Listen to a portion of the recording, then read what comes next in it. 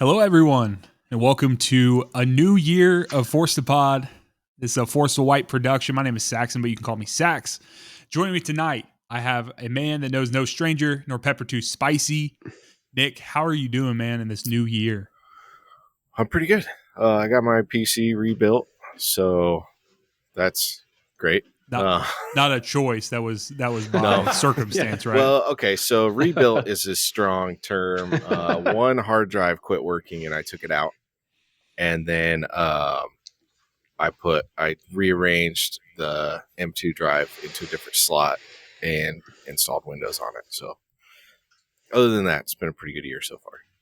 But I did see pictures. You had everything torn apart, everything opened, yeah, everything. I had both of the sides of the case off. I had the graphics card out because I had to get the drive that was on the motherboard out to see if that was a problem. I had everything unplugged. All the troubleshooting. And last but certainly not least, we have the man who would always rather be outside than wherever he is right now. I was gonna say weary traveler, but it didn't sound like too weary. It seemed like you guys might have had a good time. So hoping so. The one, the only, I am the Mountain Man Walker. How you doing, man? It's nice to see you. I am, in fact, fucking exhausted. Yeah. I'm still jet lagged. Actually, the internet says it takes you 1 day per hour of time difference, and that seemed about right for the transition there. So, like, right when I was about leaving, I was like, I feel awesome. What a nice day. And then now we're back, and I've worked all week. So, what is the difference? It's about actually 12 hours, where it's almost exactly antipose to us. Gotcha. Okay. I think slightly, maybe it's 13, maybe it's 11. It's almost exactly opposite. Right around there. So, well, it is nice to see you boys. I've talked to Nick a little more because you were, as you literally just stated, you were 12, 13, 11 hours, whatever way. Gallivanting. But no, across it's nice. The globe. We, for context for anyone, it's been like 3-ish weeks, something like that. So we are in a new year. We did that before Christmas. Our last episode recorded, and that was episode 12. And this is episode 13 of the podcast. Our first recording, 2025. Like I said, new year, same us, but different. And one way that's going to be different is this year. We were just chatting. We were just thinking of some ways to spice things up. To what can we do new? What can we double down on? What are some things we want to explore? And this year, we want to interact with our listeners more. We have a very consistent group of listeners, that come out every week, that are listening, firing up on all different platforms. But we want to interact with you, and so a way to do that in a way that we are all familiar with, because it's how Walker and I met. That's how Nick and I stayed in contact after we stopped working at Marion, is through Discord. And so we have launched a ForcedToPod specific Discord server. It's open to all ForcedToPod listeners, open to the public.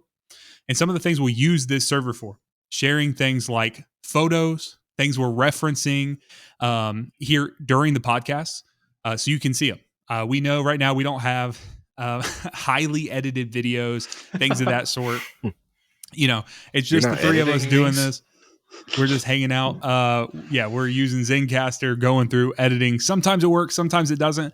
But this would be one thing. We're sharing the pictures with each other. So I was like, why not just kind of extend that to the public and do that? So if you want to see that, or if you want to be a part of that, and if you want to, comment on something, you want to ask us a question, you want to interject something about the podcast that you're listening to, you can use the server and you can get in there, and that's open to everyone. We'll be hanging out in there. And we'd love to do that. So we're going to host some things in there and use that in different ways, but we are really kind of building from the ground up. So if you want to be one of the first members to join and help us shape that new community, use bit.ly/ and it's all the words here, ForcedToPod Discord. I tried every variation to shorten that, could not find one that hadn't already been used. So once again, bit.ly/ and then all the words, ForcedToPod Discord. ForcedToPod Discord. That will take you, if you have a Discord account, should just open up, just hop on in. So we hope to see you there. Guys, I'm pretty excited about that. I think it'll be cool to have a more direct method to kind of communicate with people, chat with people. I know that there's people that I talk to in real life. Something about the holidays, going home and seeing people and being like, oh, I listened to your podcast. I listen to whatever, and I'm like, oh Lord, what they hear me say? Oh yeah. Oh Lord. My dad, who listens to every podcast, like, oh yeah, I was taken back a What's up, little bit. Steve? My son's on there cussing. I'm like, well, your son's 32, and sometimes he's hanging out with the guys, and he's going to say a cuss, but I don't do it that often. I hate to tell you, Dad, but I don't know what the heck to say. I'm not sure my dad listens to podcasts. That's all right. Yeah. That's all right. So, well, boys, we got a couple of things we want to talk about tonight, but I want to make sure we leave time at the end because we're going to talk to Walker all about his travels and stuff that's been going on. But Nick said he had two vague topics, as he does. He shoots over and he's like, hey, I don't want to give you too much because I want your live reaction. Before that, I actually forgot. Yeah. Boys, in Discord, I sent you guys a picture and I covered it. And I said, spoiler, don't look till on the pod. Oh, okay. Okay. So I was telling you guys on our last episode that I don't love like white elephant exchanges, things of that sort. Uh-oh. However, Secret Santa is fun. I'm good with that. And my brother-in-law and sister-in-law, they had been gifted the Cursed Golem bookend. I think that's what it is supposed to be, that would go on a bookshelf. It wasn't supposed to be cursed, but it just came in because it looks nothing like the Etsy listing. I want you guys to go ahead and open that picture now if you have not already. Holy fuck. Oh, boy. Oh, my God. Yikes. So I'm going to hold this up to the camera right now. It's giving... It looks more like the witch from Banjo-Kazooie. Yeah, this thing is cursed. So anyone who's watching the video form of this, I'm sorry or you're welcome. I will, again, this is one of the pictures. If you want to see this in more detail, I don't know why you would, but that's going to be on the Discord.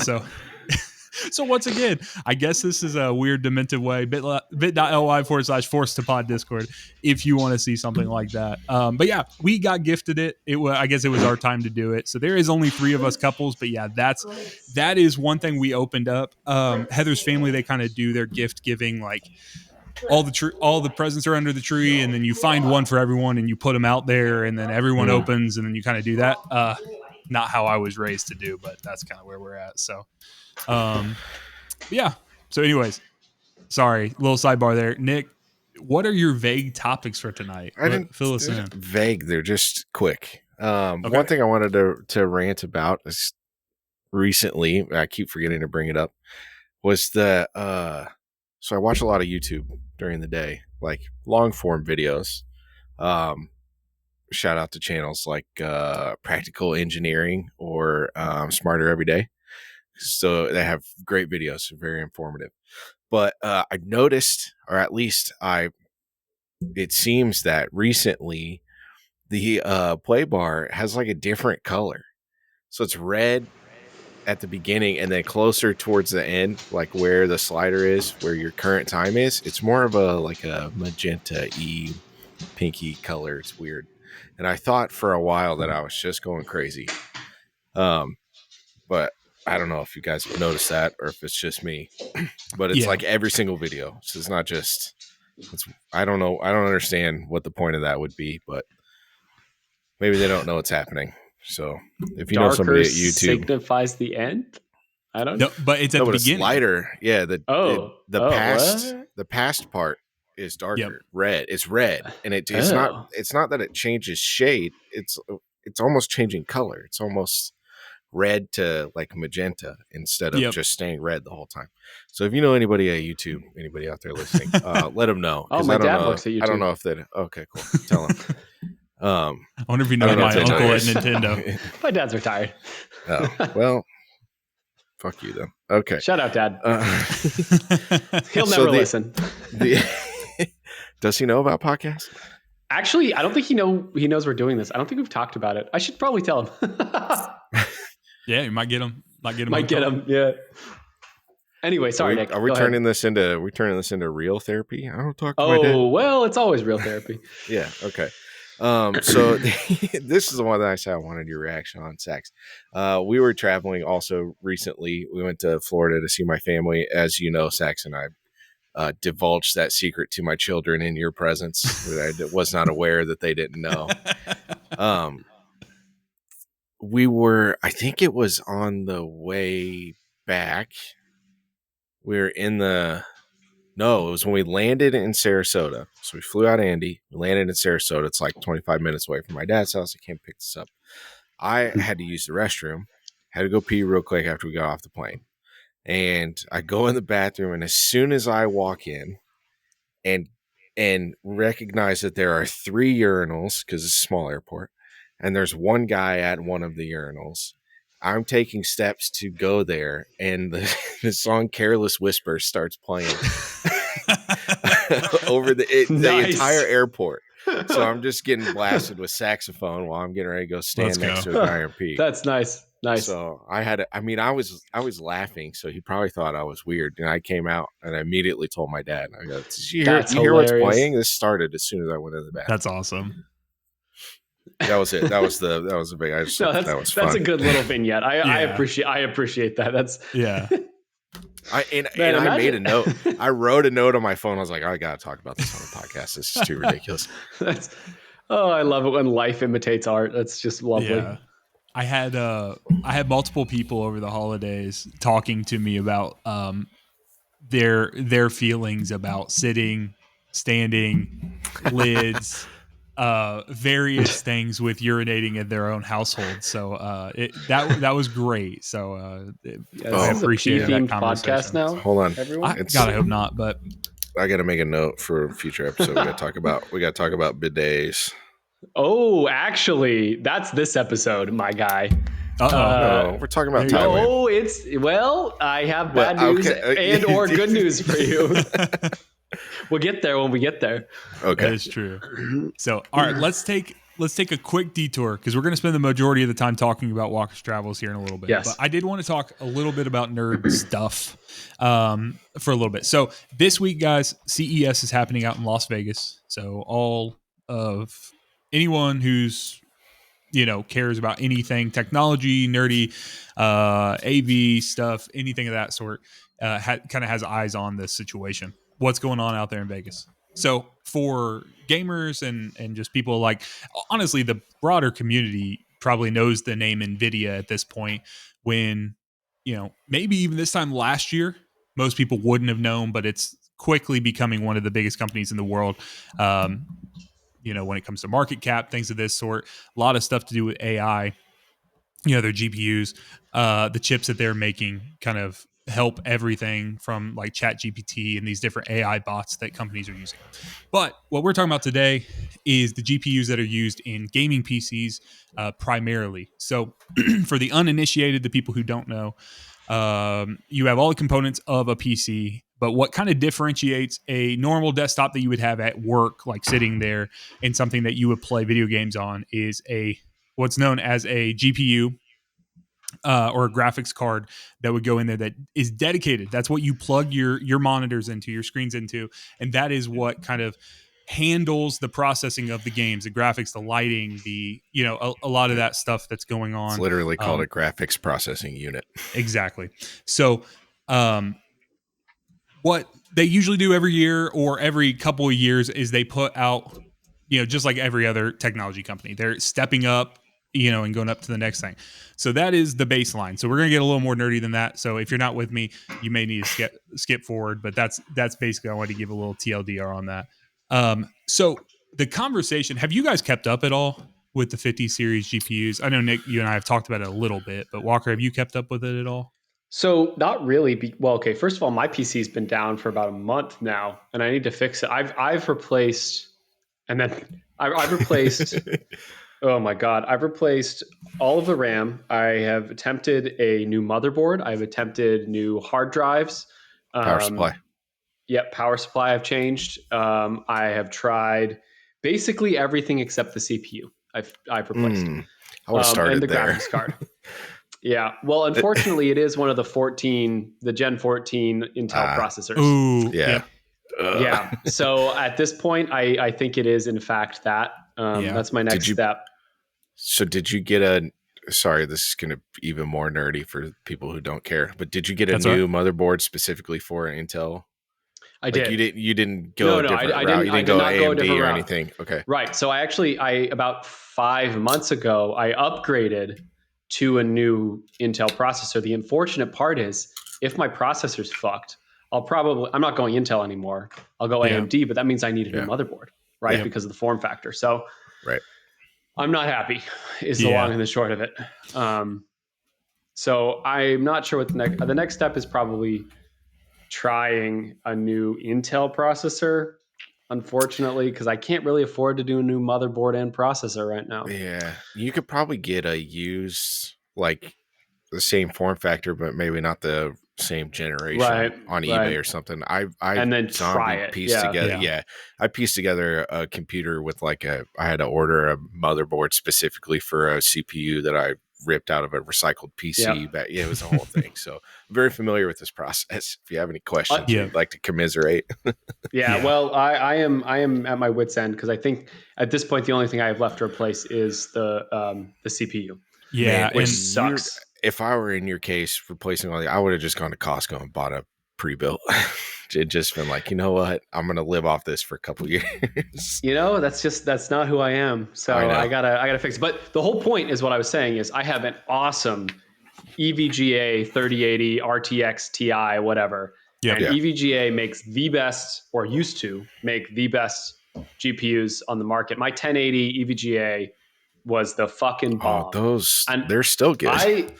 I sold it because I needed the money to get the 3080. I shouldn't have done that. Honestly, it was a powerhouse. And so I am not getting rid of my 3080 because for those who don't know, EVGA is not making GPUs anymore. So usually what happens is Nvidia makes the chips like Sax was saying, and then various, sub suppliers will package this chip with the fans and the cooling unit and the PCBs that support it. And the quality of those components and the consistency of those components is, at the end of the day, what drives the quality and consistency of the GPU. And EVGA did a fucking awesome job. And I haven't been giving a shit about the GPU conversation because I don't want to switch. I want my EVGA 3080 until it dies. So that's my answer. Yeah. Until it can't run Civ until it literally 25. cannot run anything. Yeah. And then that's how I feel. I went through hell and high water to get a 3060 Ti, like Founders Edition, specific, not because of the specs, but because of how it looks, the aesthetic inside my case. So, I had a buddy who was running scalping bots to buy PS5s and shoes and stuff. And he got it for me and didn't charge me a markup. And it was around Christmas time. He was like, just pay me the retail price. Merry Christmas. I'm like, yes, shout out to the unnamed buddy, scalping buddy. Matt. Oh, this guy used the to work with unnamed buddy or unnamed buddy has been named. Angie's List. I won't drop his last name, but that works. So not that it matters. Yeah. So, anyways, with that, I'm also rocking a 3080 Ti. Heather has a 3070. She has a Founders Edition. I actually have an EVGA 3080 Ti as well. So can confirm that the EVGA cards great, run great. The question I guess I have is, have you guys kept up with any of the claims that Nvidia is making about the 50 series? So, we had 30, really, no. They did 40, now they're at 50. Just what you and I talked about. Yeah. Okay. So the concept, Jensen Huang, when he gets on the stage, he's the CEO of Nvidia. He gets out there with his various climbing of shininess leather jackets as he does year after year after year. This one was quite interesting. We'll have a picture up if you guys want to see that. But essentially, he gets out there and he's talking about everything. And so how it works GPU wise, again, we're breaking it down because there's going to be a lot of people who listen who don't know how this works. However, maybe iPhones, whatever. So you would have the base iPhone, and then you go to iPhone Pro and then Pro Max, right? So you have there are 3 iPhones that come out in 2025, but they're various levels and quality, things of that sort, different prices. Well, they've done that, right? So last year, or the range that Nick Walker and myself, we all have is the 30 series, which when was that? Well, it was close to 2020, right around when that came out. Yep. COVID time. I think maybe a little later than that, 21 maybe? Right around there. I remember being in COVID time and having it playing Cyberpunk, and I was on 3070. So the 3060 Ti launched on December 1st, 2020. Okay. Gotcha. So Give me any 2021, notes. You've basically. been fact checked. Yeah. 3060 Ti came out later than the other ones did, though. It released after the 3070, 80, and 90. So. Fair enough. So anyways, we're getting in the weeds, but that's kind of what we're here to do. Then they had the 40 series. 40 series was good, but it really wasn't like groundbreaking for anyone. So that's why we're all still on 30 series, right? Like there wasn't enough between there. However, if you were on an earlier version, it was kind of a good time to maybe jump up, but pricing was pretty competitive. People or not very competitive. It was very, very high, like MSRP. Yeah. So then, going from there, like people scalping, people reselling, things like that. I've never really seen the 40 series drop super low, but I had seen the 30 series at various times after that came out. So now Jensen steps on the stage and he starts making some crazy claims with the 50 series. So 50, 70, 50, 80, 50, 90 cards. And so the claim is, as those numbers get bigger, that is the better card. So 4090 was the top card for last series. 5090 would be the top for this one. He's claiming that the 5070, which is the lowest entry for this year, would have the same performance as the 4090, which is awesome because I believe the 4090 half the price. Less than that. The 4090 was around $2,000 when it first came out. I don't know what it's sitting at right now. I'll find out. I'm sorry. It says right here on this article I'm looking at $1,599. So I've seen it kind of go cheap. up. No, crazy, like It's crazy cheap comparatively. The 5070 sitting at $549 MSRP when it comes out. So a third of the cost. And so that sounds great. It's like, Sax, what's the issue? Like, that's awesome. Buy that. Be happy. Do whatever. Make the people mad that did the 4090. Do whatever. However, we haven't even got out of CES yet, and people have been just kind of piecing together and slicing and dicing these claims. And what we're finding out is Nvidia, they're making these claims on stage, which sound great, but then what they're doing and what they're not saying is more important. And so they have this technology called DLSS, which essentially is, think of the idea of like you're generating the picture that's on your screen. However, you're taking some of the load off of the different parts of your computer and you're putting it into this AI process. So that AI is, this AI generation, that's what Nvidia is really great at alongside with creating these graphics cards and this cutting edge technology. And so the idea, and basically this is what I posited to Nick, and this is what I've been reading, is that Nvidia is taking the stance of saying like, hey, we're going to create these GPUs and to boost artificially, pun intended, we're going to artificially boost the performance and show that these cheaper cards, these lower entry cards, can match the performance of these higher cards by AI generating frames alongside of. So let's say the artists at the gaming studios, when they're creating, let's say an image in Cyberpunk, when you had the highest tier GPU for last series, and you could run it at 4K resolution, 120 frames per second. So buttery smooth, amazing picture, but you've paid $1,600 for that, right? And then they're saying, hey, you can pay $550 and get that exact same thing. But when you look at them side by side, what you're realizing is the one that is cheaper is actually sometimes up to 75% AI generated frames. So it's not what the original artist intended. So it's generating all of these frames and using this software to essentially, it is doing what it says. It's generating 120 frames at 4K resolution, but it's not what was originally intended. And so it's the conversation of like, does that matter to the average person? Or are they just saying, hey, bigger number, go burr, when we're talking about the frames per second, goes crazy. Should we care about that? Should gaming companies be expected to optimize their game so they can hit these frame rates without having to crutch on AI with this, does it even matter? That's kind of the things that come to mind for me when I'm playing a game. If I'm playing a game like, let's say, Elden Ring, something of that sort, that they've gone through, the artists have very meticulously and very, painstakingly gone through and put every pixel where they need it to go, and deliver this artistic vision. But then they turn around and it's like, well, I want more frames, so I'm going to turn on this software, use these AI frame generation. Is that something we should care about? Is that something you guys care about? What are your thoughts on that, of them making the claim that saying, hey, this is the same, but it's not, right? Like you can tell the stuff that's inside the card is not the same, and the only way they're achieving the same level of performance, air quotes, is with this, DLSS 4. Walker, what are your thoughts on that? See, that's very interesting.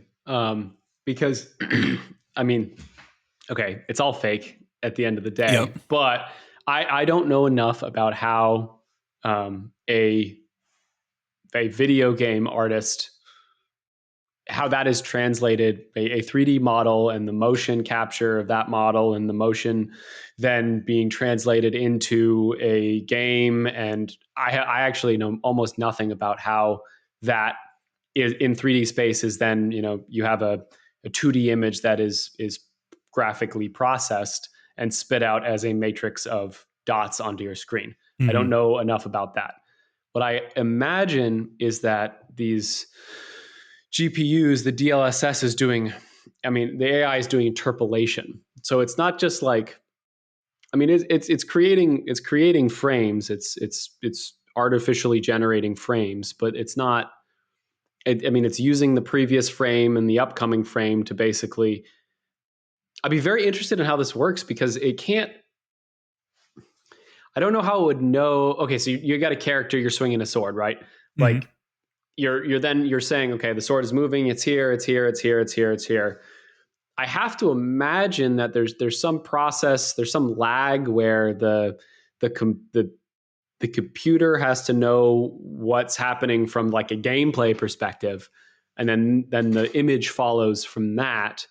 And so there's some element of the GPU would have to know what, say, the first and then the fourth frame are, and then it generates frame 2 and 3 artificially. So it only has to process 1 and 4, but that's a stopgap, right? It has a beginning and an ending reference. Maybe I don't know if this is actually how it works, but if it didn't have a beginning and an ending reference, I don't know how it would be able to create genuine or believable frames in that interim. I'm sure this is like, knowing how this works is like the proprietary secret that Nvidia has, but I imagine there's a beginning and an end that's known, and then the AI spits out an interim. Or maybe it's just fully going, fully guessing, and it's a quick enough lapse that you couldn't tell the difference if it's a couple pixels off because the models are so good. But my point is it's got to be close, and a game with bad, like, slow frame rate is nearly unplayable. And at the speeds that we're talking about with 120 hertz, like, nobody's gonna notice if it's a little fucky because the AI is not. I'd rather have the higher frames. Is the long and the short of what I'm saying. Yeah, I think it's valid, and I don't necessarily think it's. I guess I'm positing the bad, quote unquote, that I would say here would be the conversation or the misleading of consumers and saying, hey, this equals this, right? They're saying performative like equivalence between, but what they're referencing is frame rate. The performance of a GPU at the end of the day is the output frame rate. It is what you are consuming with your eyes. I say the performance is the same. If what you're seeing is the same. Well, that's what I was getting into, okay. right? Because you, first off, you can't be sure that what you are seeing is the same, because if you're using a 4090, that does it literally does have better technology in it. Like you look at the VRAM that's available, you look at everything that's inside of it, it is higher than the 5070, right? So I would assume that you could generate more if we're using real and fake, and I know we're going fast and loose here, Right, whatever, right. real frames, you use that and you're not using DLSS for that, right? And you say, let's bring it down from 120 and just say 60 frames a second, and you're doing that, you would be able to at 4K 60, very smooth, very crisp, have that and everything that is being truly generated without DLSS. The other side of it too is not all games utilize DLSS. This is something that they have to interact with companies. And so even if Nvidia could push this into games, like force it upon it, which they may be able to do. I'm not, again, we're not experts here, with guys. Their market share, they can, I'm sure. Yeah, but I don't even know if there's something to overlay over top of it. It may be something that you could put onto any game, things of that sort. But it's the idea that you're telling someone, hey, this equals this, but there's underlying aspects to it that are not equal. You know what I mean? So it is, if they're just saying performance, but I do think that there's a little bit of misleading going on there. If you can't tell the difference, I don't think it matters. From a performance standpoint, I think your argument is bullshit. But the point about it being something that the game developers need to enable is very valid, I think, because if you're then saying performance asterisk, the game developer needs to do it, maybe the game developers don't want to, and then your performance is not because the DLSS doesn't exist and has not been enabled. Now that's a big problem. If it's something they could enforce or have it work for every game unilaterally, then I don't think it matters for shit. If what you're seeing and consuming can't be, if you can't tell the difference, I don't think it matters at the end of the day because it's what we see. But you make a very, very good point about the enabling portion. Yeah. The other piece I will say, and the reason I do agree with you that it matters less, I think it's wrong to say it doesn't matter. But the reason I think it matters less is because the card is 1/3 of the cost. Oh, yeah, that's also a good point. So that's why I'm cool with like the fact that, hey, I'm gonna get some fake frames in here for 1/3 of the money, but it's gonna run as smooth. I'm okay with that.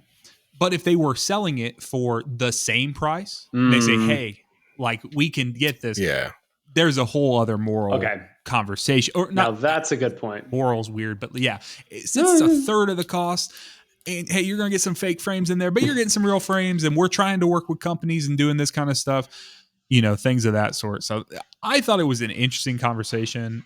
Nick, do you have thoughts on that? I know we talked about it earlier this week, but like, is this something that you would even think about, care about, or you're just like, hey, like I want it to look a certain way or feel a certain way? I don't care that much, but I don't do a whole lot of like high-end graphics gaming. I also don't do a lot of like CAD processing or anything like that, so I don't need all that power. I'm more than happy just to game on my Xbox on my TV if I need to. So the only thing I would be weary about is input lag. If there is a noticeable input lag for AI generation of frames, that I can't imagine that my dumb, slow brain and bad eyes are going to be able to tell.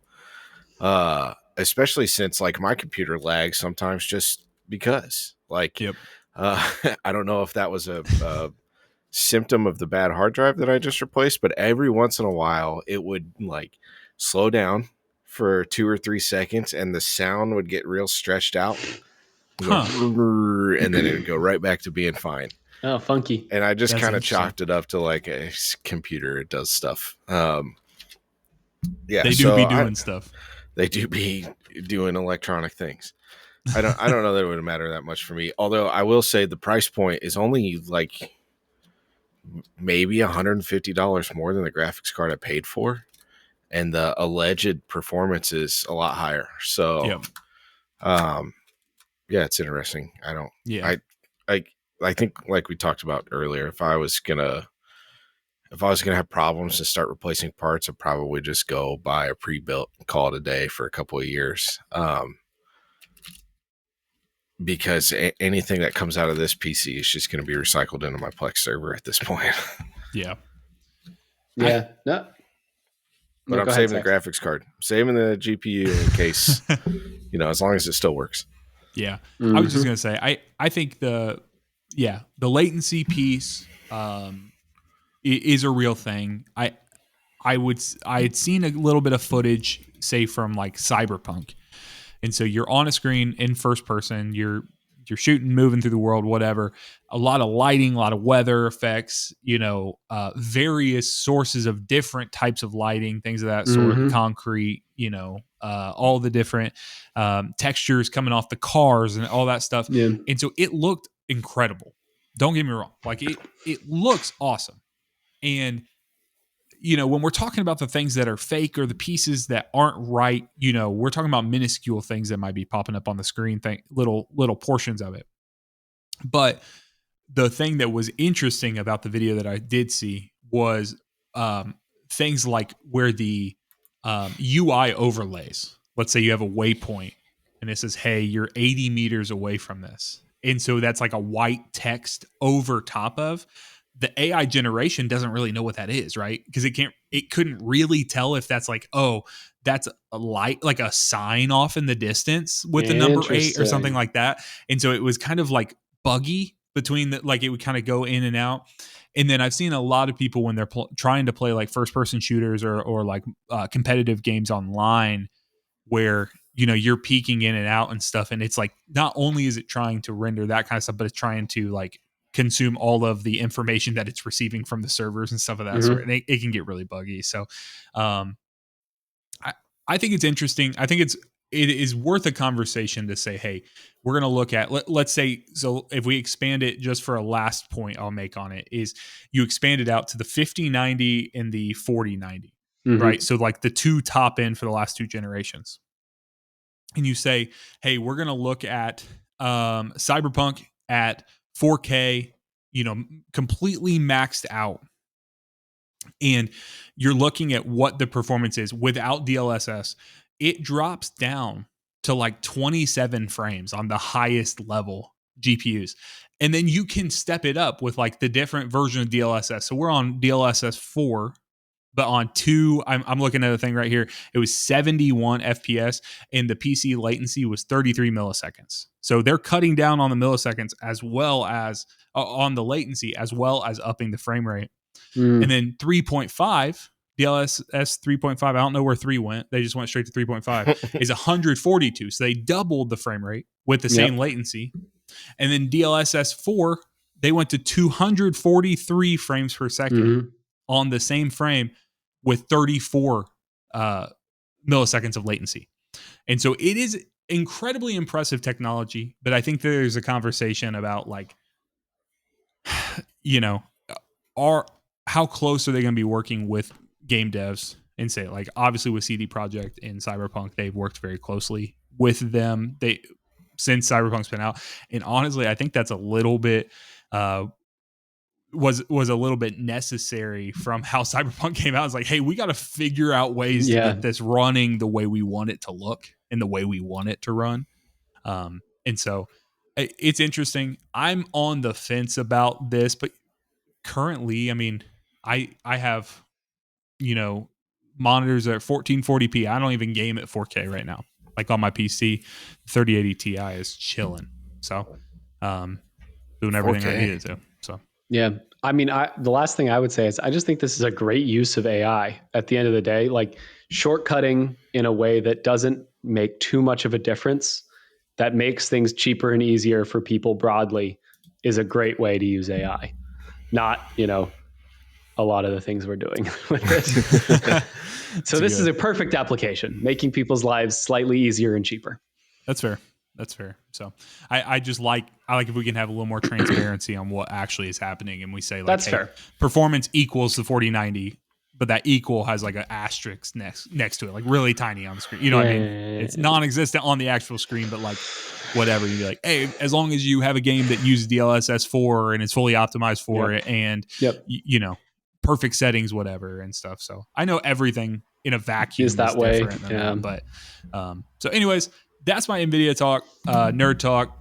I'm going to take down the timestamp. We're at 39:53, and I'm saying that out loud because if I don't, I will forget to do it. Because guys, we strive to do our to get all the timestamps in there, but it can be difficult at times to be able to do that. And then we forget to do it while we're recording, and then I have to go back and listen to my stupid voice, and I don't want to do that. So, yep. So I have not listened to a single episode. Hey, thank you for your service. Can't do it. Can't do it. You just don't like the sound of your own voice. Nah, is that what can't it do is? it. So I can't do your it. voice he's got a good voice. It's fine. Yeah, I mean it's just a fine voice. I don't dislike my voice. I just can't do it. Don't want to listen. Yeah, it's grating. It's weird. I get it. Yeah. All right. I don't want to listen because there's nothing worth listening to. Yeah, I don't know why you fuckers are still here. To our dear listeners, what the fuck? What's wrong with you? We appreciate you guys. He doesn't know what he's saying. That's my mom you're talking to. It's my dad you're talking to. Maybe one day. Maybe if you tell him. Gets back from getting milk. Yeah, well. Yeah. So, anyways, Walker, we are at the back half of the show, my friend, and I want you to kind of take it over. So there were a couple of things you said you wanted to talk about. We never really talk about travel on this podcast. No, like we going don't. anywhere, doing anything this like that. Might be a first. And so this may be the first time that anyone has ever talked about their traveling and going abroad. Should we put this off for another episode and make it super long? I'll need to make a PowerPoint. We can, but it also would probably become one of our most popular episodes and evergreen from that. God, and we'd have like a lot of drip. Yeah, it might just. Yeah, it might just do that. Only if we get Walker's fiance, who's not into it, to join us. Right. Yeah. So anyways, Walker, take it over. Tell us all. I don't even know how much we talked about trip you're taking, stuff like that before. I don't think you guys knew until like a week before I left. No, you kind of dropped that. He hit us with by the way, Wednesday I'm going to Thailand. We're like, excuse me. Yeah. I went to Thailand. It was pretty neat. So I've been to Asia before. I went to India for work. So I'm familiar with the joys of cross-world travel. It's about as far as you can go. So that flight is somewhere in the neighborhood of 14 hours, the main leg. All told, it takes 24 hours like door to door. Yeah. And when you're going to Thailand, you're going forward in time. So I left on the 23rd, Monday the 23rd. And I arrived in Thailand on Christmas morning at 9 a.m. Wow. Because we lost 12 some odd hours going there, plus the 24-ish hours of travel that you just have baked in, plus some layovers. And it's a lot. It's really hard. Not that like my round the world travel is such a burden. But it's challenging because you want to experience everything and you've got like 10 days to do it. And you're also jet lagged out of your fucking mind. But you're like, I can't sleep. I got to go look at neat things and meet interesting people and eat good food. So you have super good energy drinks over there so you can stay awake. Yeah. I didn't actually have any. Drank some coconut milk and had a lot of Mai Tais though. Yeah, there you go. No coconut milk for me, man. I've tried it multiple times. No, I struggle it's good. with it. Coconut Fresh as is a flavor good. by itself is terrible. I disagree. I love coconut. In fact, at our wedding, we're gonna have coconut stuff. I don't know if Chloe knows this. She's looking at me weird. By the way, no. So it was wonderful. A brief rundown of our travels. Almost the highlight was our layover in Japan. So we got a flight on All Nippon Airways for very cheap. We got a lot of money off from an accounting error, bank error in your favor. Nice. They advertised the wrong price, and Those then we got them to hold to it. It was like nice $700 per person cheaper than it should have been. Wow. And they're like, I was trying to buy the ticket and it wouldn't go through. And I called. I was like, "What the hell?" And they're like, "Oh, well, the ticket's actually more expensive." And I said, "No, it's not more expensive. In fact, it's the price that's on my screen." And we managed to get that to work. That's and so awesome. we got an 8-hour layover in Tokyo. And so we like dropped our bags off and actually we like got on the train and went into Tokyo and had dinner and stuff. Risked it. I know. Almost wish we'd missed our flight out because it was so cool. It was really awesome. That's sweet, man. Did you see any guys like driving cars crazy and drifting and stuff? Unfortunately, there was no drifting in Tokyo. It was a bit everything furious. I know about the place. It was, we had to be there. We were very fast when we were there. But it was awesome. It was so cool. I picked up a pair of jeans. We went to the like Muji store because they make good pants. I don't know if you know, but shout out to Muji. Actually, it's good. How do you spell that? Muji. Do you have it right in front of you? Yeah, they make the best pens, bar none. I get like my nice like 0.38 millimeter pens that I use for all my engineering stuff. 0.38? What is wrong with you? I love my thin pens. It's a Pilot G2 1.0. Nah, oh my God. 0. Psychopath. It makes your bad you're just handwriting. Like scrawling with your fucking, you might as well carve it into the wood of the desk. Right. It makes your bad handwriting look a little bit better. Nah, dude. My handwriting's shit and I still use the 0.38. I don't think you could do that for me. My handwriting is so bad. And then going into a fully tech-driven, occupation, I'm never writing anything unless it's with like the chunkiest Sharpie ever, like to label something when we're putting it in storage. So, well, now that I think about it, this pen is the like pen equivalent of driving a V8, where you just use way more ink than you need to, but it feels right. It's nice. Yeah, fair enough. I like to be precise in my work, so I like the thin pens. But I work in fintech / compliance, so I work in fintech. That's what it is. It's financial technology. I don't know what you want from me. Yeah. B2B solutions. What this taught me. Using a shitty ass pen.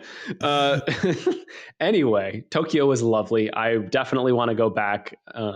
Chloe and I will make a trip there sometime. And definitely one of my favorite genres of food is Japanese food. And it was very cool to see. And I kept looking at the signs and be like, oh yeah, I actually don't read Japanese. Very disconcerting. But we had to leave after a little 8-hour layover and scooted on to Thailand, and it was very pretty. So we started in Bangkok and then moved on to Phuket and then to a small island, actually not that small, but island called Koh Samui. Spent 3-ish days in each of those places. Did a lot of things, ate a lot of food.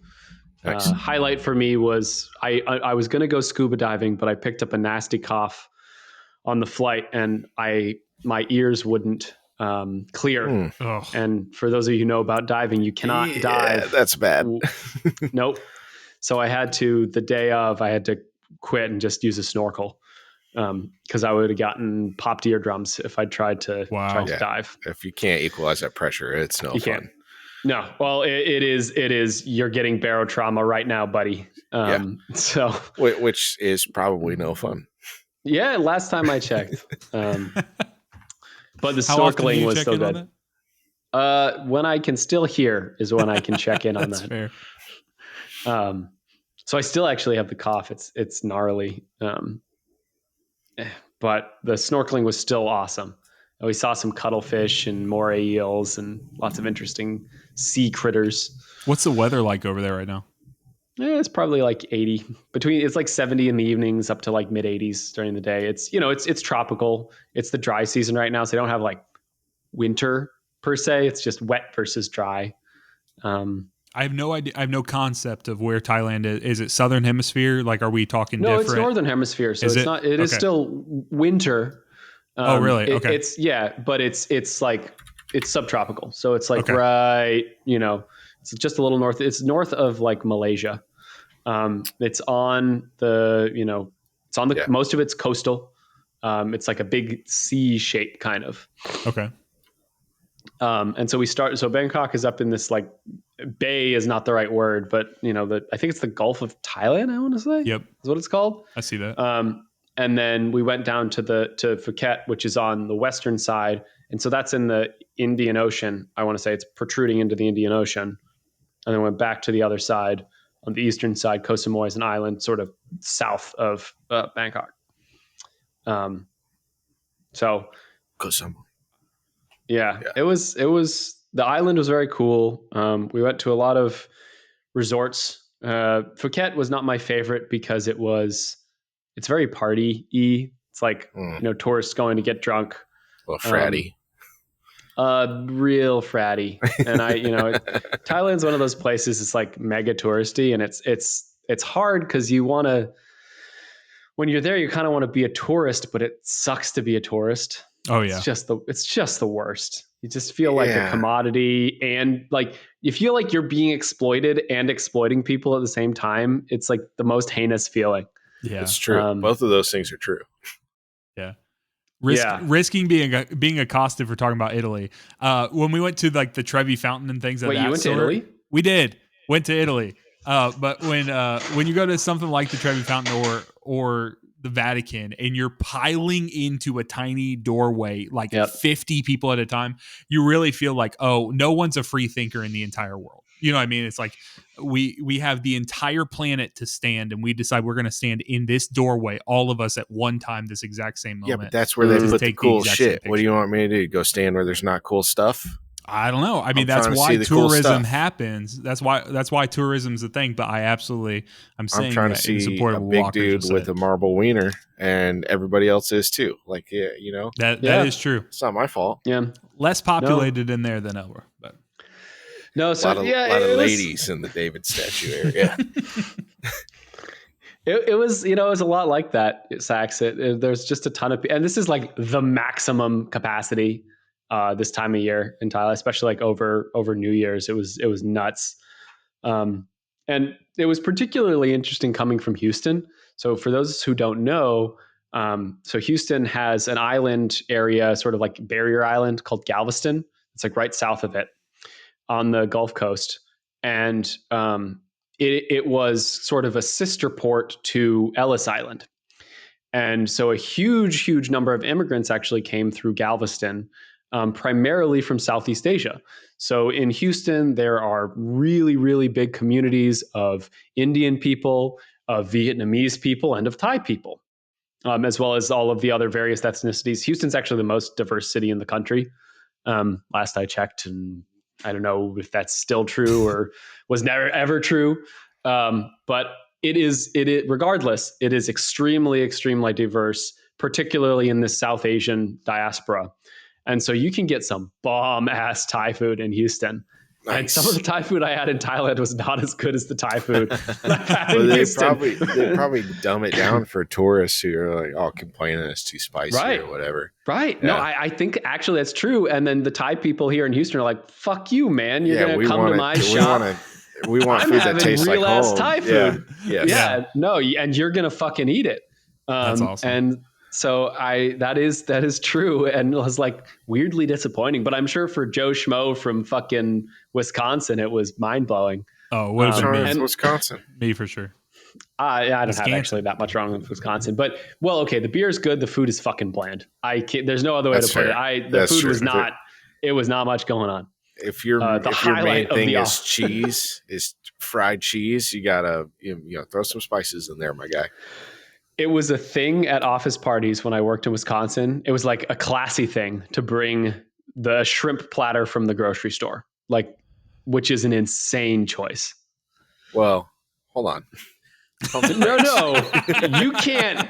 You're not going to defend this, are you? What's wrong with listen, I appreciate a good actual shrimp cocktail, but what's wrong with the Kroger shrimp cocktail platter?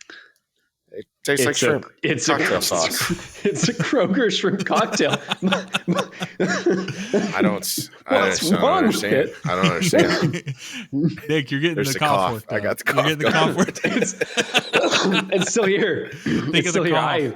I can't justify, as somebody who grew up near the ocean. What the fuck, bro? I'm just not realizing this might be my most Midwestern trait.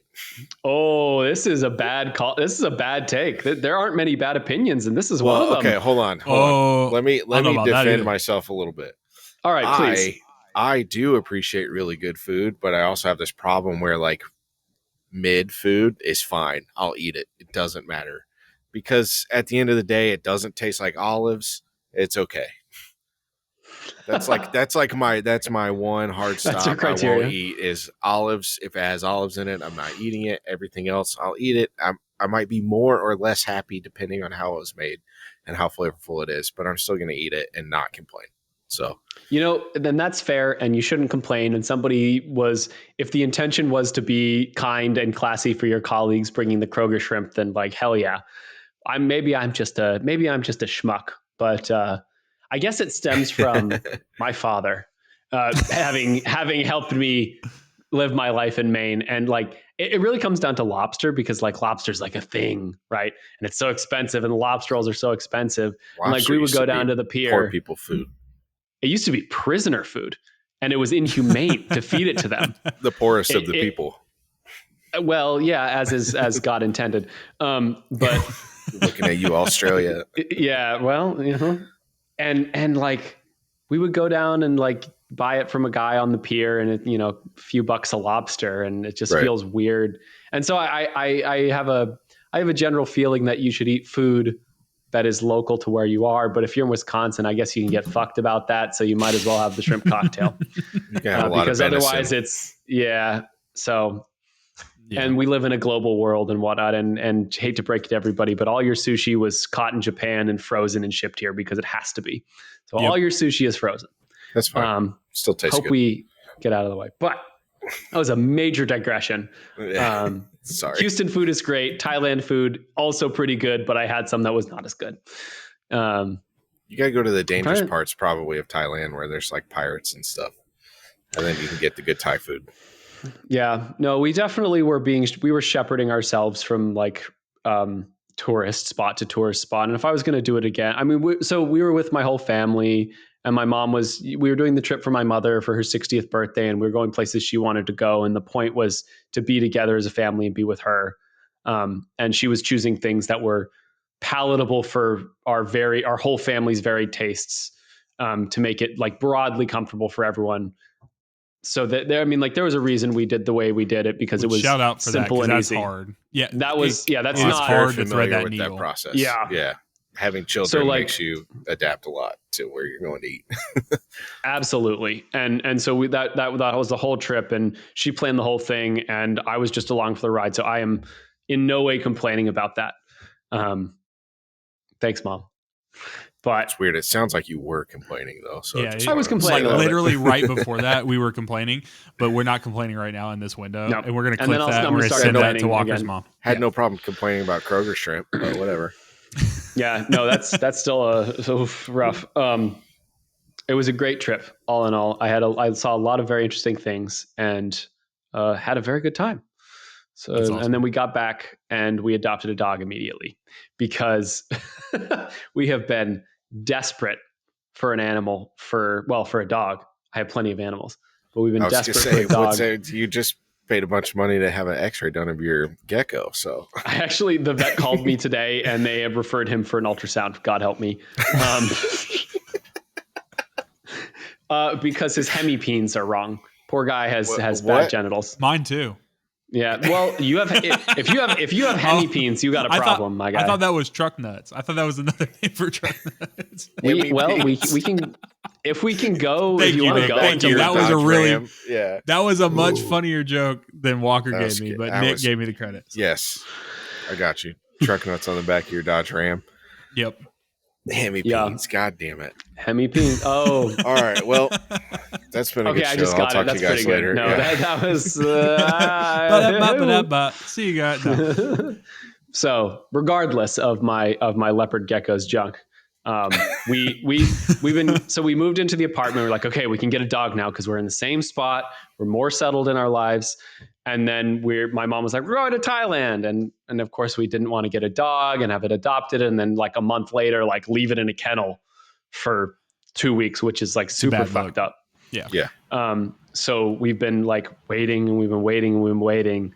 And then I'm back and forth from Houston to Austin. I was driving home from Austin yesterday and Chloe called me and she's like, I'm sending you a picture of a dog. Can I go see him at the shelter? I said, okay, you can do like whatever. And then she calls me back 5 minutes later. I'm on my way to the shelter. And then she calls me back 10 minutes later. Can you come meet me at the shelter? And then I'm like, okay, I'm going to reroute myself to the animal shelter. Yep. And then 2 hours later, we're walking out with a dog. Yeah. So, because one does not simply go to the shelter without leaving with an animal. Like if you go to the shelter, like it's very likely you're walking out with an animal. You say that, but we've been going to the shelter literally every weekend for the past 3 months. This is how much we've been wanting a dog. And we go there and we see all of the lovely animals, and then we don't adopt them because we can't. We've just been torturing ourselves. Yeah, but that's what I'm saying. That's horrible. Yeah. First off, I don't know why you did that. Like you just don't. Like that's like me when we were in our apartment, and I would be like, my idea of like the perfect date night with Heather was like we go out to eat whatever, get some ice cream, and then we go like see houses, like check out different neighborhoods and stuff. Because I desperately wanted to move out of that and buy a house and do our thing, but like. She would make valid points all the time. She's like, why are we doing this? We can't buy a house right now. We can't do whatever. Like, we can't engage on all this. You're just seeing the houses that are not going to be available anymore. I'm like, that's fine. Like, whatever. Just like, I'm dreaming, that kind of thing. So I guess I understand that a little bit. But what the point I was making is you had all guardrails gone. So you don't go to, you know what I mean? You don't go to an animal shelter with no guardrails and not leave without it, without the animal. Yep. So. And we did instantaneously adopt the dog. Although in our defense, he's real cute. His name is Murphy, and I'll have to post a picture or two of him in the channel for all of our dedicated viewers. Big ass paws. Yeah. So he's a real fucked up guy. But he's just like your gecko. Yeah. Well, no, actually, the gecko is in nearly perfect health, by the way, for being 17 years old. Except for his peens. Yeah. How are Murphy's hemipenes? He has no balls as of a week ago. Poor guy. Got him. But he lost his hemipenes. He lost his balls. Rip. But stay tuned, dear listener, because we are doing a doggy DNA test, and we will have you updated on what fucked up mix of animal he is. Near as we can tell, the best guess right now is like dachshund and golden retriever, because he's kind of long, he's got kind of stubby legs, but he's like 30 pounds and he's full grown, but he looks kind of like a puppy, but he's got giant feet. We don't know. He's a dog. I mean, and he's real sweet. What a pairing for breeding, a dachshund and a golden retriever. Yeah, we're not talking about logistics here. No, I don't know. I'm just saying. He was seized as like an animal cruelty police thing. So like real, he actually has some pretty gnarly scars. But he's been really sweet and no problem. So I have no idea.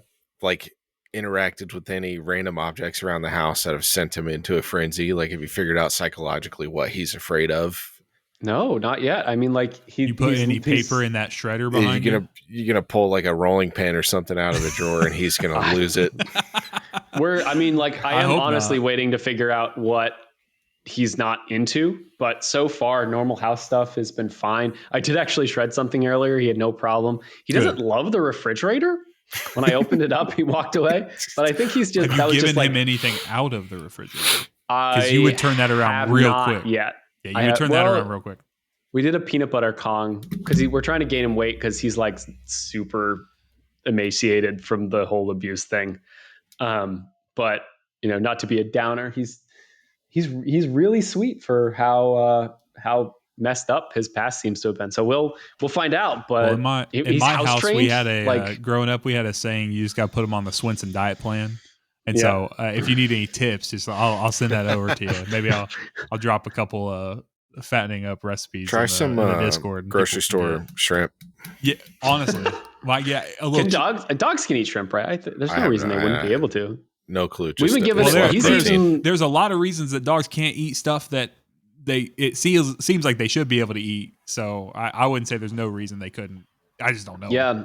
Well, grapes are like the worst thing, worse than chocolate by like a lot. Yeah. It's weird. I mean, apparently also onion.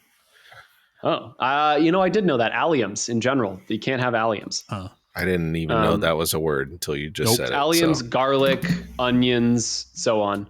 It's because the allicin in them, not with an S, with a CI, allicin. It's the Doesn't matter.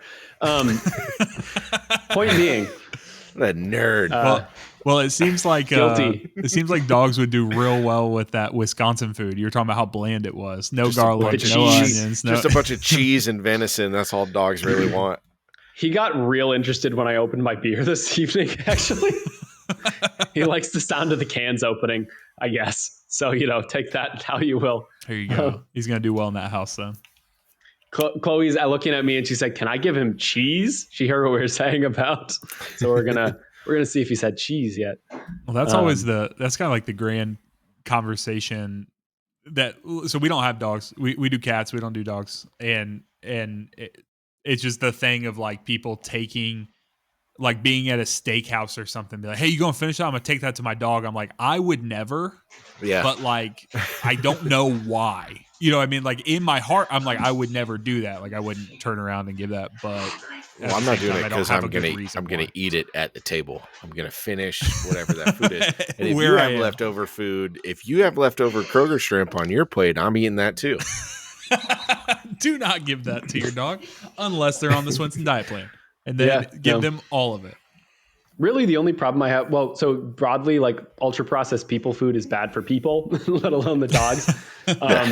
So don't give that to them, and don't give them stuff like from the table because you'll teach them to beg. But like, if I have like a generically bland chicken, or like if I get a roast chicken from Costco or whatever, and I've got some leftover chicken scraps, and they'll go in the dog's bowl for Just them not to the have bones. in their place, not the bones, delicious chicken meat scraps. Right. They'll go for the dog, because why can't they have delicious food? Yeah.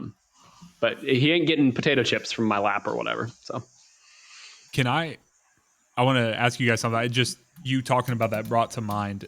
So over Christmas, my family came down to Louisville. My sister and then one of her friends, Nando, came with. Nando is Puerto Rican. And so he just like awesome dude, but has a couple of different things, like things he's cool with eating, stuff of this sort. And we were at the barbecue place. Nick, you didn't go, but Walker, you did when you came in town. So Mama's Barbecue that we went to. Okay, that was good. Very good place. We're sitting there and they're having wings, whatever. It's his first time being there.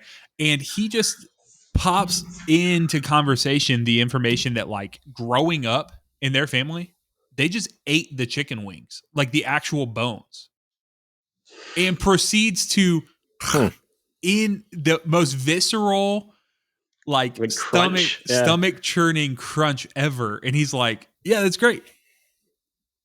It sent all of us back from the table. We're like, "What are you doing?" That kind of thing.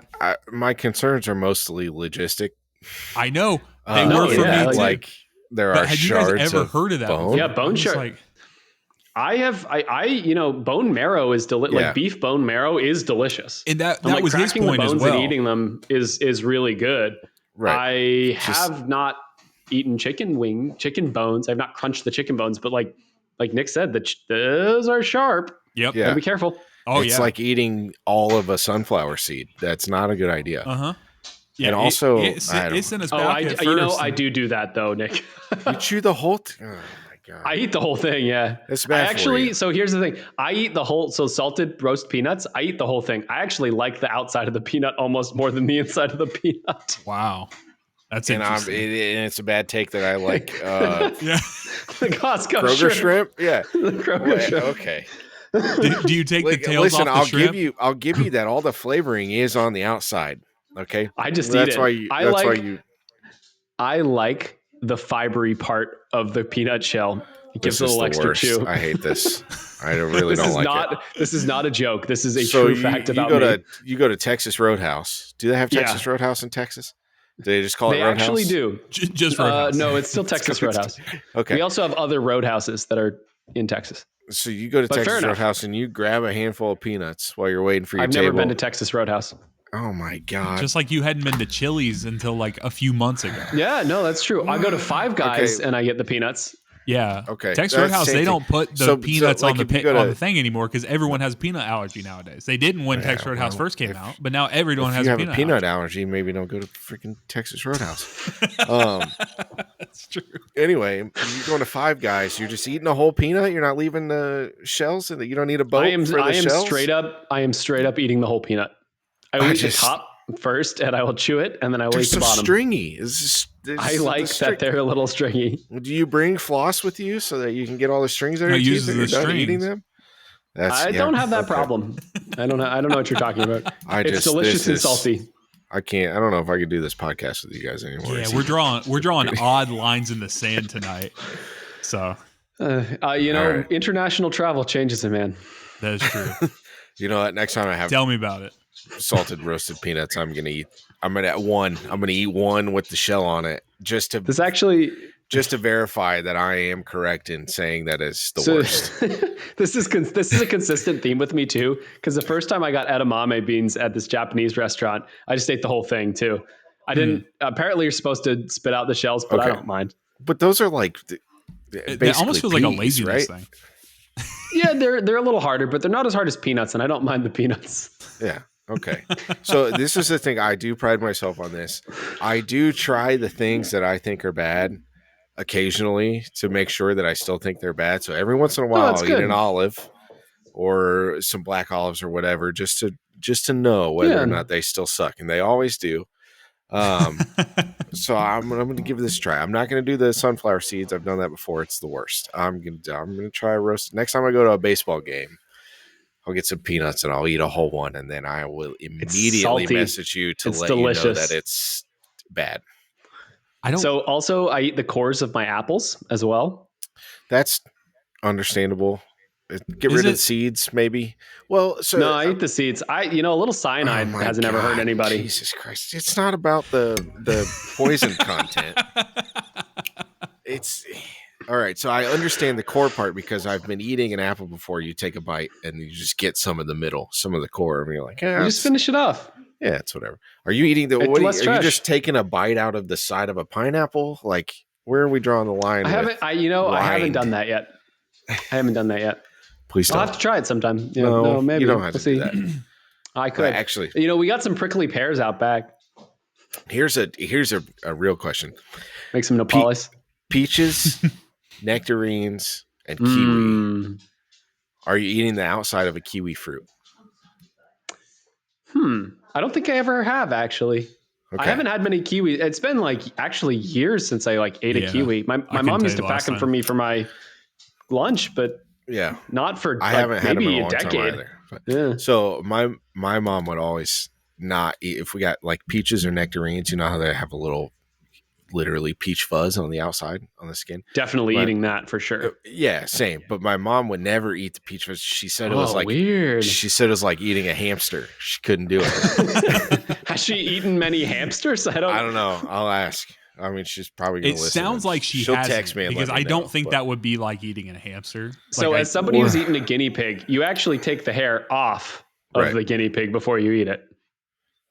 You roast it off. Common South and Central American thing. They're delicious. It's actually delicious. I felt bad about it, but it's really good. I've never. Llama was better, but I digress. Llama's fucking good. It's like it was pretty elk adjacent actually. Interesting. Dark meat. Yeah, highly recommend it. Anyway. Yeah, we're venturing. Stop y'all dead. Yeah. Well, I'm trying to fucked up shit that Walker likes to eat. Okay. Yeah, but I just find it so odd that all you that drew except the for line grocery store shrimp. Yeah. You know what? That's actually a very fair criticism of me, and I will accept it. I feel like you just need to, from hearing all the things that you're interested in and you're willing to see, I feel like you just need to eat the shrimp, but leave the tail on. And just chew straight through it. That because might then make it's it better like for me. Yeah, it's like exotic enough, and you like it's just fucked up enough. Sorry, Dad. Crunch, it's just messed up enough to get that in there and like just trigger a different part of your brain. Then you're like, that's cool. We'll do whatever. So I'll have to try that. Yeah, no, leave the tails on next time. Just don't. So. Okay. Oh my gosh. All right. Can we get off the subject? We really digressed. All right. So, boys, we had 3 weeks between last time we talked and today. And then, we didn't even reference Merry Christmas, boys. Yeah. We are wearing our ForcedToPod, because the bottom, the words are really close. I mean, it's literally how I made the design, but like they're really close, and so it's kind of funny. I would like the record to reflect that I pointed this out before they were made, but you did, but it's just kind of like it's all one word, but then like splitting it up, whatever. So it'd be like that. Nick was right, I was wrong, but I like them, and they're super comfy. They are mega comfy. So if you're interested, I don't even know if you could buy a ForcedToPod. I don't know if that's up actually on there. If I just made what's the URL? Hit me with the URL. Oh, that's a great question. bit.ly/FTW shop or merch. FTW merch. On there. We got some stuff on there if you're interested. But what I actually wanted to reference, Nick, you leaned back. I saw your shirt and I'm like, oh, we're all wearing the sweatshirt. So we are super comfy. Coffee mugs on here now. Let's go. We do. ForcedToWipe brand or ForcedToWipe and ForcedToPod branded coffee mugs on there. So if you're interested, hell yeah, that is available for you guys. And then please join the Discord if you have any interest. We're gonna post pictures, see things. I would love to see pictures that Walker, Chloe, what you guys took while you were there doing. That would be awesome. 2 pictures.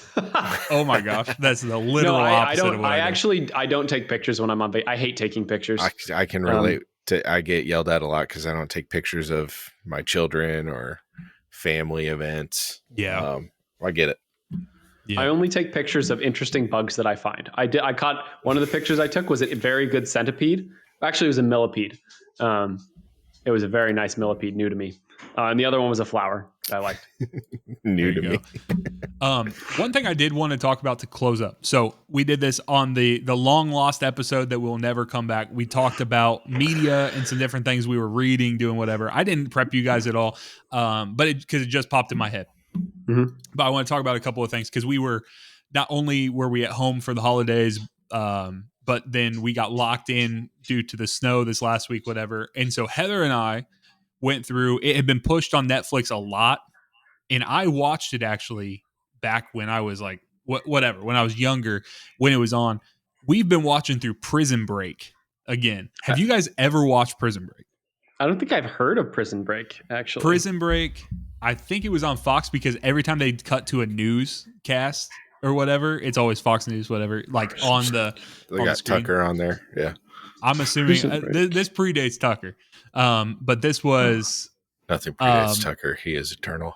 Essentially, TLDR, synopsis of it, whatever. Lincoln Burrows was convicted for murder of the vice president's brother and is standing, or he has been convicted and he is on death row. And his brother, Michael Schofield, is going in.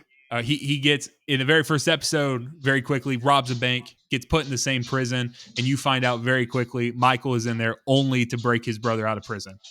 And not only that, dope AF, he has tatted his whole plan on his body. His entire upper body is just a tattoo that he knows because he is highly autistic. They never talk about this. Michael Schofield, extremely autistic individual. And it doesn't matter because he's cool as crap in this show.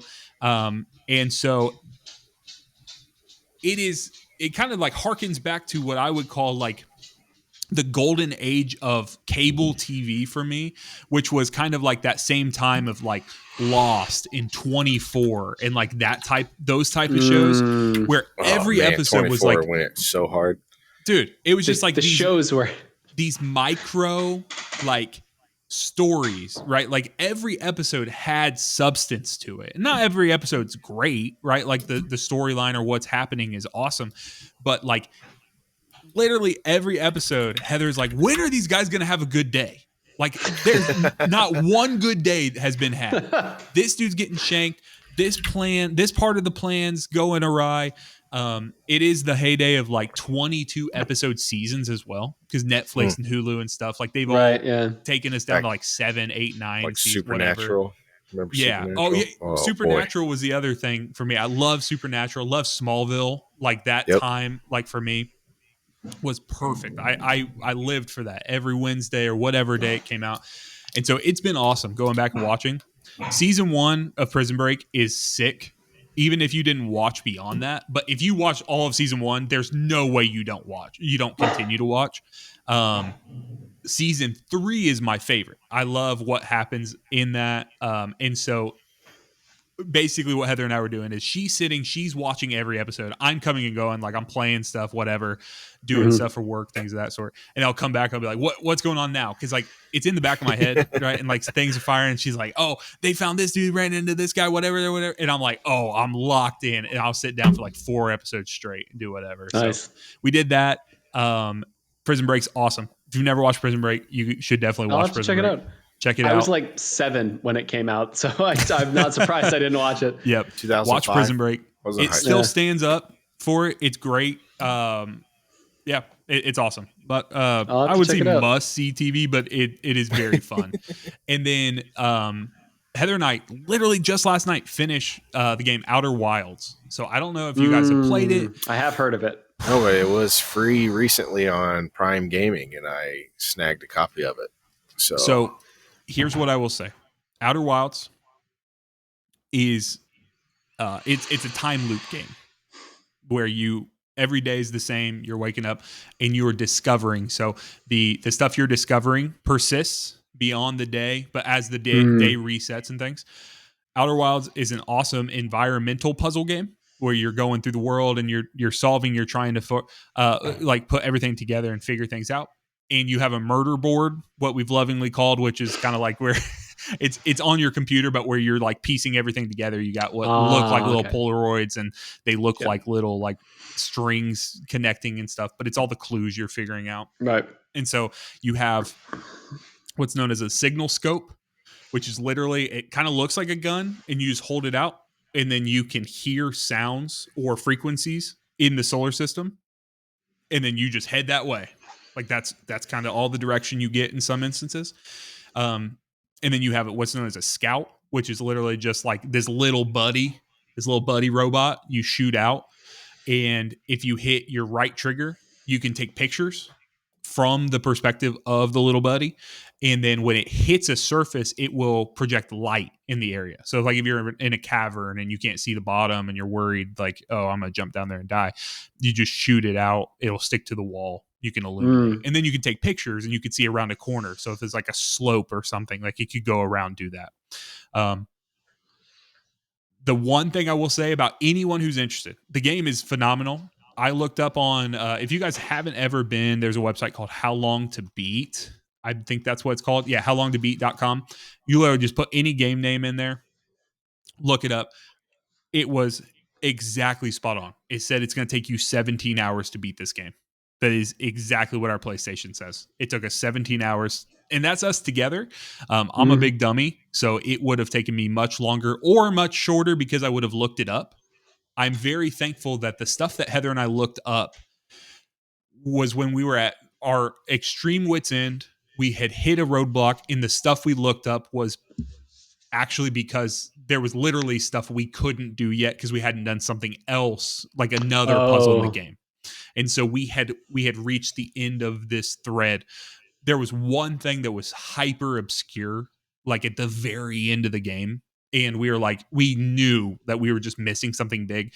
We looked it up. We're like, oh crap. Like we would have never figured that out. I'm glad we looked it up, but you know, maybe we missed something that would have told us. The game was awesome. And so if anyone just wants a cool vibe game, just do whatever, and you're trying to figure out, you want to feel kind of smart. The one last thing I'll say about it, the flight controls are so brutal. It is hard to get used to them. You're flying in, every dimension, straight, forward, up, down, every diagonal you can imagine. You're dealing with different levels of gravity on different planets, things of that sort. So when you're on the main planet, if you load into the game, you get the opportunity to play with a little like a little like model rocket and learn take the time to play around with that, because that's the only time you're going to fly anything in a third person perspective. Like you're flying something you're looking at. Interesting. The rest of the time you're flying in a ship that you're in the first person perspective, or you're flying yourself with your jetpacks and you're also in first person. And it can be very disorienting to try to figure that out. So if you want to see what like moving this stick forward this way or hitting your left trigger to descend, like what that actually is doing, go back to your little model rocket and do that. But awesome game. We finished it last night. I guess there's like a ton of endings that you can get. We we actually just straight up just died at the end. Like we literally just got prompt, kind of like Elden Ring. It was like you died like across the screen, and we're like, oh. And then it Great, cool. rolled Thank credits. you. And then once it finished rolling credits, it's like, you want to reload your save? Like, yes, please. So we did that. And then we got like a true ending, whatever you want to call it. Mm-hmm. Did I And that was play cool. on So I can't remember. I know I played this game. I can't figure out which freaking gaming service I played it on. The you died thing made me think about Baldur's Gate, and they actually give you like tons of opportunities, even from the very start of the game, to just like end the game. You can just make a choice that's fucked up, and they're like, "Game over." You like you really wanted to push it, you fucking died. You screwed up. The big bad found you. You dead. That's funny. It's restart. So yeah, did you guys? It's a good. Did you guys watch or play anything over the last? I mean, I know you guys been busy with stuff, but like, did you guys consume any media over the last few weeks? I got Balatro on my phone before the show. That's the other thing I literally didn't even think about. That's the other thing that's been taking over my life. It's real good. I highly recommend it. Yes. Balatro I consumed the media last night. One media. Yeah. Yeah, I watched the Lord of the Rings War of the Rohirrim. Heck yeah. The What'd anime. It was fine. It wasn't Peter Jackson's trilogy. Oh no. Obviously. Nothing is. Yeah. Yeah, it was I don't consume a lot of anime, so it was a little outside of what I'm used to. I didn't not enjoy it. So I don't know. It's 2 hours. There's a lot of action and not a lot of world building, which is to be expected when you're not doing 3-4 hour movies or whatever, like the extended edition. Well, when you're also in a world that has been pretty thoroughly built, I would say. That's fair. But it predates the trilogy by almost, I think it's 189 years. So it's almost 200 years. It was good. It was fine. I had fun watching it. I didn't get too deep.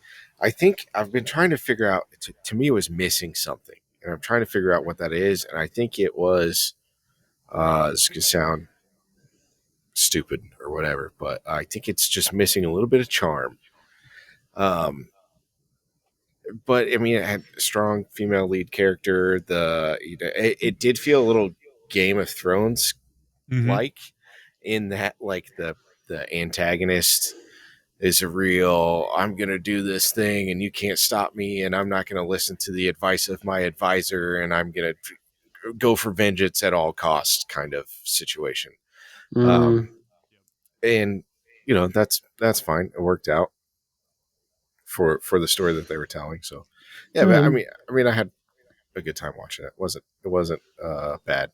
If you get the opportunity, I mean, you can rent it on digital if you want. I think if you're a fan of Lord of the Rings and you didn't have an opportunity to see it in the theaters, renting it is not a bad option. Yeah. We went and saw it in theaters. Okay. Yeah, nice. A few weeks ago. Did you get a hammer?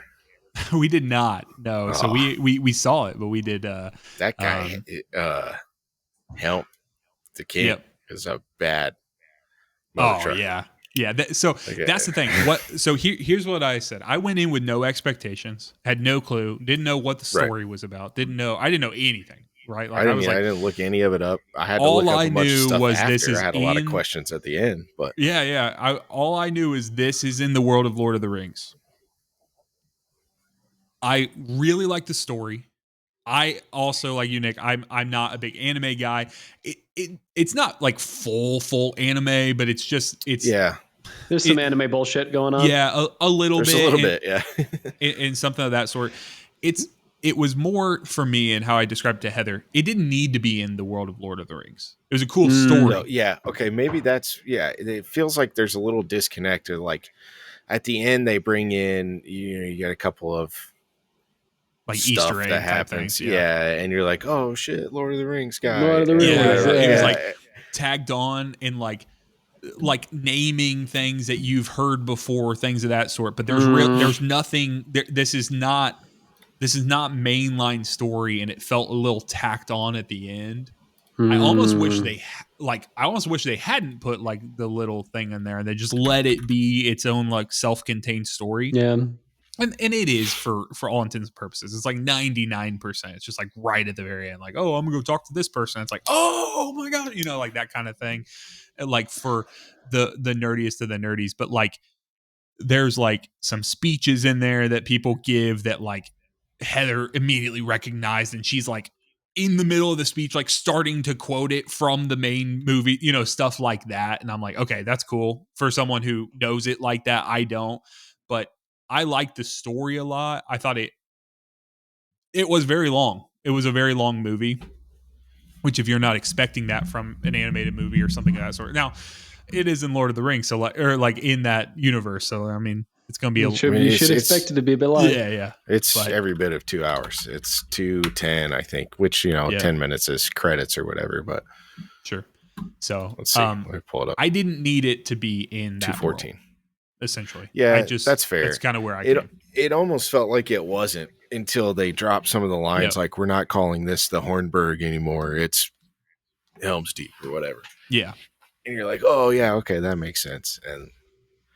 But that's how little I knew. I was like, I didn't know where it was. I didn't even recognize it from being able to see the outside, because it's been so long since I watched stuff like that. So I'm just not as deep in it. But I did enjoy it. You don't watch the trilogy every quarter? Heather does. Heather literally just watched it like a little before Thanksgiving and The Hobbit and stuff. But she was just watching upstairs movie on the flight to Florida, or on the way back.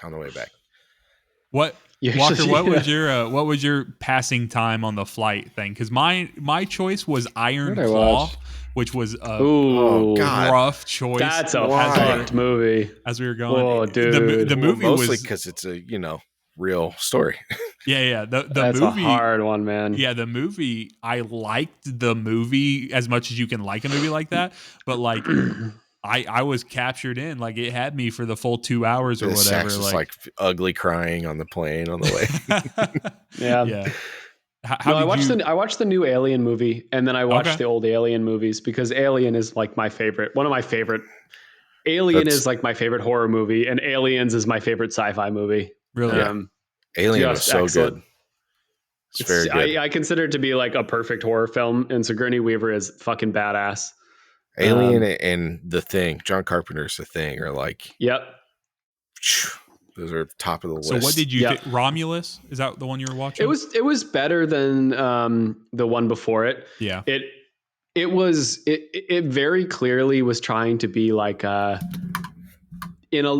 very similar to how we're talking about War of the Rohirrim. It was very clear, not referencing stuff specifically in that way, but thematically referencing, the female heroine having problems with alien on the ship, all these moments that are callbacks to specific story beats in Alien. Yeah. So having seen it,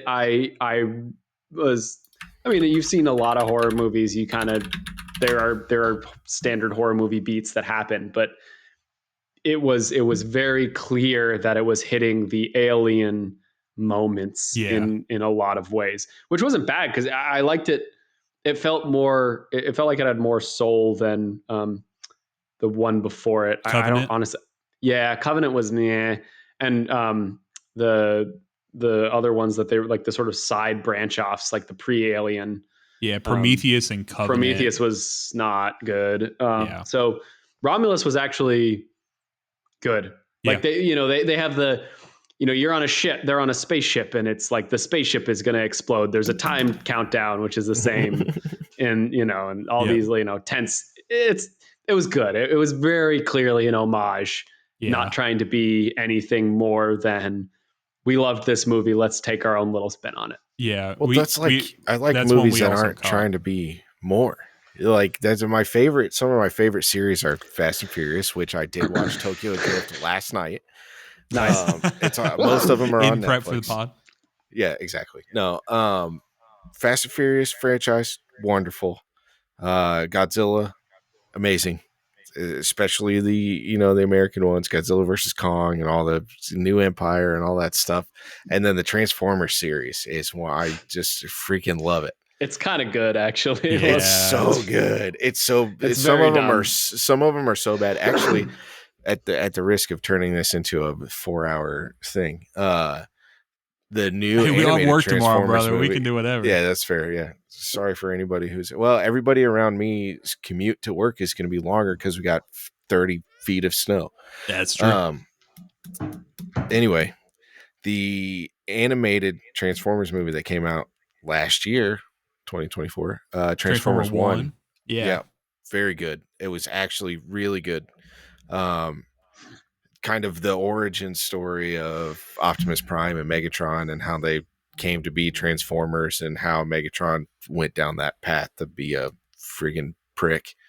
Yeah, I liked it. I enjoyed it a lot. It was a good one. It's on my list to watch. Yeah. For sure. We meant to go see it. So Heather loves going to the movies. Like, loves going to the movies. I like going to the movies. I don't like it as much as her, but I will make a specific effort to go see things. Like when we talk about it, if she drops like, hey, I want to go see this movie, that's kind of like a special thing we like to do. And so yeah, we went and saw Romulus in theaters. War of the Rohirrim in theaters. We missed Transformers 1, but I think that was in theaters when we were on our trip. So like we just didn't get a chance. Like you went on a trip? Yes, went on a trip. And so it was one of these things where like didn't have a chance to like get in theaters. So that is actually one I want to watch. So we did for around Thanksgiving. We had just talked about getting the TV downstairs, getting stuff like that. So we've been catching a lot of stuff. We watched the last. I'm sorry, I kept calling it the Last Robot, the Wild Robot, and that movie was beautiful. DreamWorks thing. The other thing I was very impressed with was the DreamWorks like opening. I don't know if you guys have watched a DreamWorks movie recently, but they've like leaned in, and I didn't realize how many banger movies they have, like that just come from DreamWorks now. Yeah, it's very impressive. So it's more than just like the dude on the moon these days, or with the fishing pole. Yeah, you'll have to look up the new DreamWorks entry. So like leaning in on the Shrek, and then like Puss in Boots got his own like sidebar. The last Puss in Boots movie was like awesome. Called The Last Wish too. A little Easter egg for our Destiny fans out there. Nice. And stuff. And then, going through. And so it was awesome, but like the art style for this one was just incredible. So it was cool to check it out on the new TV and everything like that too. So that stuff. Humongous big TV you bought for the humongous. Yep. Is a big old TV, but I wouldn't have it any other way. So glad that we adjust it. Last movie I saw in theaters was I saw Godzilla X Kong New Empire in IMAX. Really? Which went very hard. It was so good. There was, I don't remember if we've talked about it on the podcast, but it was me and a bunch of my army buddies going this way down the aisle, and then about 4 seats over this way was a mom and 2 kids, and there was a little boy. Like there's 3 or 4 seats between us. There's a little boy. He was 4, 5, 6, maybe. He wasn't big enough. He was small enough that he was like folded in the seat. Nice. With his legs over. And there's nice. There's a scene in the movie where Godzilla and Kong are beating the shit out of each other near the pyramids of Giza, and like King Kong is trying to tell Godzilla that he needs help fighting these other titans, and it's not working. Godzilla's just trying to whip his ass, and Mothra comes in and like breaks up the fight kind of thing. And because you don't know that Mothra's coming in at this point, she just explodes out of the sand. And I look over, and this kid's got his legs he's sticking out. His arms are like this, and there's like an empty slushy. He's going, just losing his mind. The platonic ideal, yeah. He's just, this is the height of his cinema experience. Like nothing's going to top Buckled the this. fuck in, It was, I mean, that was better for me than watching the movie. It's just That's this awesome. kid absolutely losing it because Mothra came in and broke up the fight. Yeah. That's like, everybody loves Mothra. That's like his tentpole kind of similar thing where it's like the on your left when Cap came back in like at the end of Endgame. Yeah, and it's like, where the everyone just freaks out and all the portals.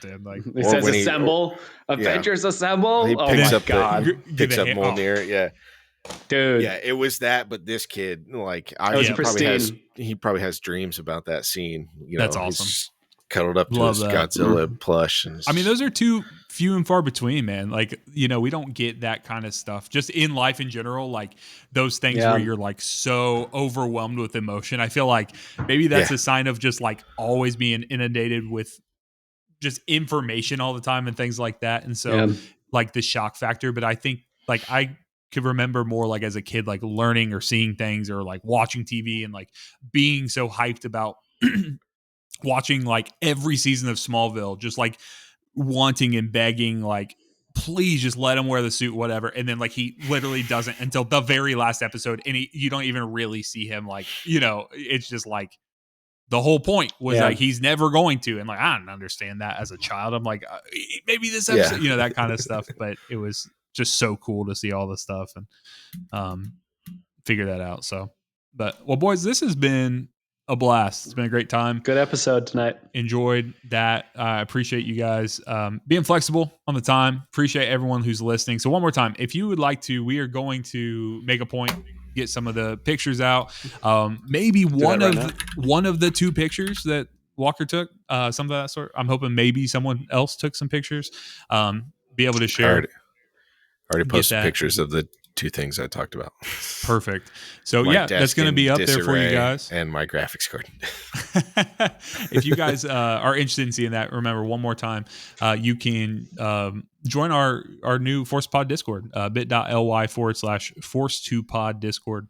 All one word, but all spelled out fully. Apologize, couldn't get something shorter. So we appreciate you guys listening, as you always do. Looking forward to doing this through the new year. Discord. bit.ly/ForcedToPod. Something's wrong here. Right. There's a 404 error.